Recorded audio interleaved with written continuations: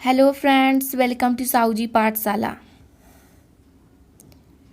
Friends, आज मैं आप सभी लोगों के लिए डेली यूज़ प्रोवर्ब्स का पार्ट सेकंड लेकर आई हूँ।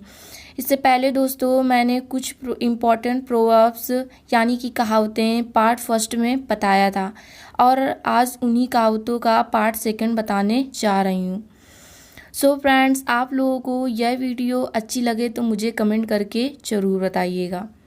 चलिए फ्रेंड्स, अब हम वीडियो स्टार्ट करते हैं।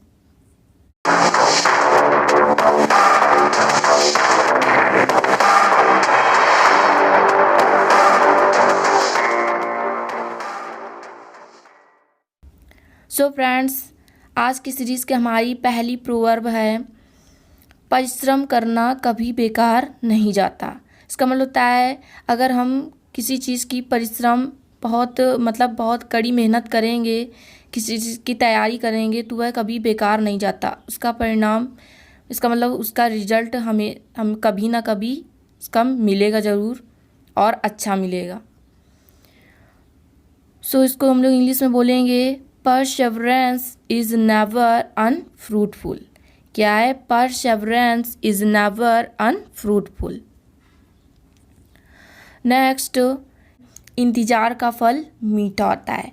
इसका मतलब होता है कि अगर हम किसी चीज़ का बहुत इंतज़ार करेंगे तो जब उसका हमें परिणाम मिलेगा तो वह मीठा ही मिलेगा, मतलब अच्छा ही मिलेगा। तो देखिए हम लोग इंग्लिश में क्या बोलेंगे इसको, all things come to those who wait. क्या है? All things come to those who wait. Next, समय किसी का इंतज़ार नहीं करता। इसका मतलब होता है कि हम ये जो समय है, हमारा टाइम है, तो यह कभी किसी का इंतज़ार नहीं करता है। ये तो अपने मोशन में ही चलता रहता है, मतलब यह अपनी गति में चलता ही रहता है, यह किसी के लिए नहीं रुकता है। तो क्या करना चाहिए, हमें ही अपना काम समय पर करना चाहिए, क्योंकि समय तो किसी के लिए रुकेगा नहीं, तो हमें ही अपना काम समय पर कर लेना चाहिए। तो इसको हम लोग इंग्लिश बोलेंगे, टाइम वेट्स फॉर नन। क्या है? Time waits for none. Next, गया वक्त दोबारा वापस नहीं आता। इसका मतलब है कि अगर एक बार वक्त चला गया तो वह दोबारा वापस नहीं आएगा। जैसे एग्जांपल में, जैसे हम लोग का चाइल्डहुड हो गया। चाइल्डहुड मतलब बचपन। हम लोग अपने बचपन में क्या दोबारा जा सकते हैं? नहीं जा सकते हैं, क्योंकि वह हमारा बीत गया, वह बीता हुआ कल है। हम लोग का बचपन निकल गया तो वह वापस नहीं आएगा, वह वक्त अब दोबारा वापस नहीं आ सकता है। तो उसी को हम लोग इंग्लिश में बोलेंगे, procrastination is the thief of time. क्या है? Procrastination is the thief of time. Next, भाग्य का लिखा कौन मिटा सकता है। इसका मतलब होता है हमारे भाग्य में या फिर हमारे लक में, भाग्यों की इंग्लिश में लक कहते हैं, हमारे लक में जो भी लिखा है तो उसको कोई नहीं मिटा सकता है। वो हमारे जो नसीब में, मतलब जो लिखा है उसको कोई नहीं मिटा सकता है, वो तो होना ही है। तो उसी में सब लोग क्या करते हैं कि भाग्य का लिखा कौन मिटा सकता है, कोई नहीं मिटा सकता है। तो उसको हम लोग इंग्लिश में बोलेंगे, what is looted can not be piloted. क्या है? What is looted can not be piloted. Next, खून पसीना एक करना। इसका मतलब होता है दिन रात मेहनत करना, मतलब बहुत ज़्यादा ही मेहनत करना किसी चीज़ के लिए। तो वही उसी में बहुत लोग कहते हैं कि वह दिन रात मेहनत करता है, मतलब खून पसीना एक करे दे रहा है, मतलब बहुत मेहनत करता है, दिन रात मेहनत करता है। तो उसको हम लोग इनसे बोलेंगे, लिव नो स्टोन अनटर्न्ड। क्या है? Leave no stone unturned. Next proverb है, कल करे सो आज करें, आज करे सो अब। इसका मतलब होता है हमें जब कोई काम करना होता है तो उसको हमें कल पर नहीं छोड़ना चाहिए, क्योंकि कल तो कभी आता ही नहीं है। तो हमें अपना काम समय पर ही करना चाहिए, और अगर कल के लिए है तो उसको हमें आज ही करना चाहिए और तुरंत कर लेना चाहिए, क्योंकि कल जब आएगा तो वह फिर आज में बदल जाएगा। इसलिए हमें अपना काम आज ही करना चाहिए और तुरंत करना चाहिए, कल पर बिल्कुल नहीं छोड़ना चाहिए, कल पता नहीं क्या होएगा। तो उसी को हम लोग इंग्लिश में बोलेंगे act today only tomorrow is too late. क्या है? Act today only tomorrow is too late. Next proverb है सही बात हमेशा कड़वी लगती है। क्या है? सही बात हमेशा कड़वी लगती है। इसका मतलब ये होता है कि अगर आदमी सच का साथ देता है तो उसके साथ में कुछ भी अच्छा नहीं होता है, और जो गलत लोगों का साथ देता है तो वह बहुत खुश रहता है। तो सही बात तो हमेशा सबको मतलब अच्छी कहाँ लगती है, कड़वी लगती है। तो उसको हम लोग इंग्लिश में बोलेंगे ट्रूथ इज़ ऑलवेज बीटर। क्या है? Truth is always bitter. सच हमेशा कड़वा ही होता है। नेक्स्ट, लातों के भूत बातों से नहीं मानते। इसका मतलब होता है कि अगर हम किसी को प्यार से समझा रहे हैं और वह बात नहीं मान रहा है, जब तक उसको पनिशमेंट ना दो। मतलब हम किसी को प्यार से कोई बात समझा रहे हैं और वह मान ही नहीं रहा है, तो उसको जब तक उसको दंडित ना करो, पनिशमेंट ना दो, तब तक वह मानता ही नहीं है। तो उसी को हम लोग इंग्लिश में कह देते हैं rod is the logic of fools. लातों के भूत बातों से नहीं मानते। नेक्स्ट, जैसे को तैसा।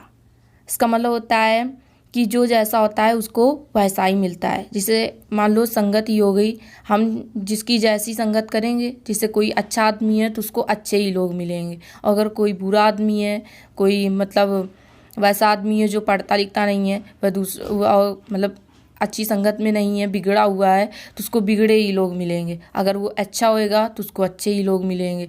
तो उसी को हम लोग कहते हैं जैसे को तैसा। जैसा वो है वैसे उसको मिला। तो क्या होगा? Tit for tat. क्या है? Tit for tat. नेक्स्ट, जितनी चादर हो उतने ही पैर फैलाएं। जितनी चादर हो उतने ही पैर फैलाएं। मतलब हमें जितनी चादर होनी चाहिए उतने ही पैर फैलाना चाहिए।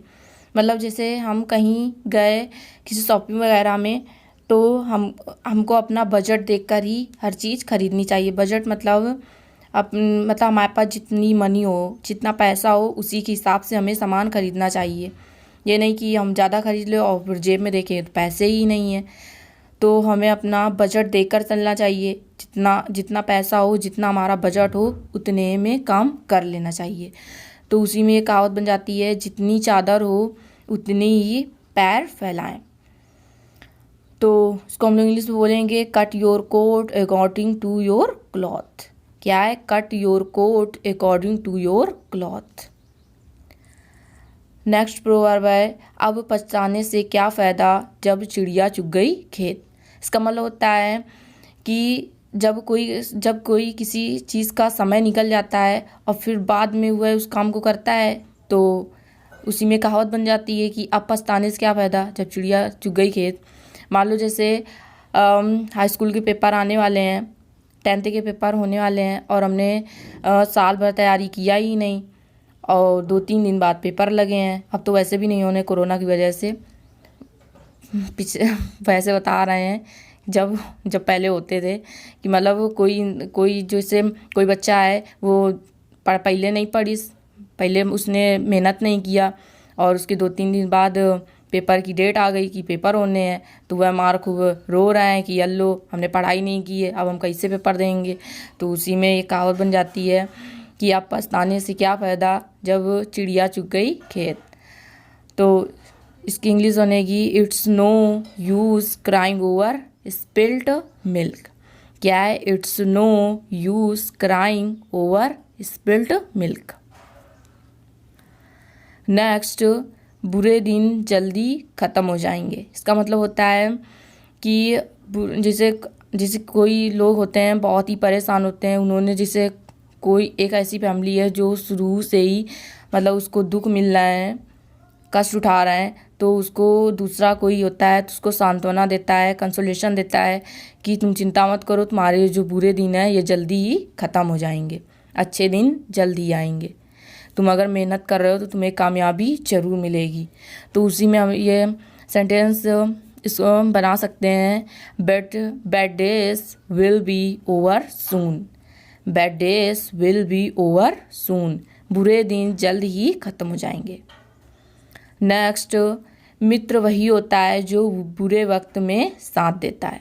इसका मतलब होता है जो हमारा फ्रेंड, हमारा सच्चा फ्रेंड, मतलब हमारा सबसे सच्चा या फिर सबसे बेस्ट फ्रेंड वही होता है जो बुरे वक्त में साथ दे।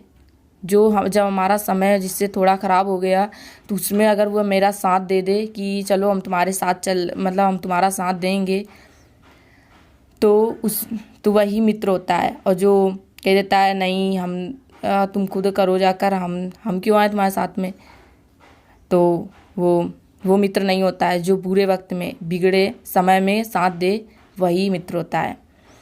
तो उसको हम लोग बोलेंगे अ friend in need is a friend Indeed. क्या है? अ friend in need is a friend Indeed. Next, दीवार के भी कान होते हैं। इसका मतलब होता है जिससे कुछ लोग घर में अपने बातें टॉक कर रहे होते हैं आपस में, तो लोग कहते हैं कि थोड़ा सा धीरे बोलो, दीवार के भी कान होते हैं, मतलब कोई सुन ना ले, थोड़ा धीरे बोलो। तो इसका मीन्स बन जाता है कि headers have eyes and walls have years. क्या है? Headers have eyes and walls have years, दीवार के भी कान होते हैं। सो फ्रेंड्स, मिलते हैं नेक्स्ट वीडियो में, तब तक के लिए थैंक यू।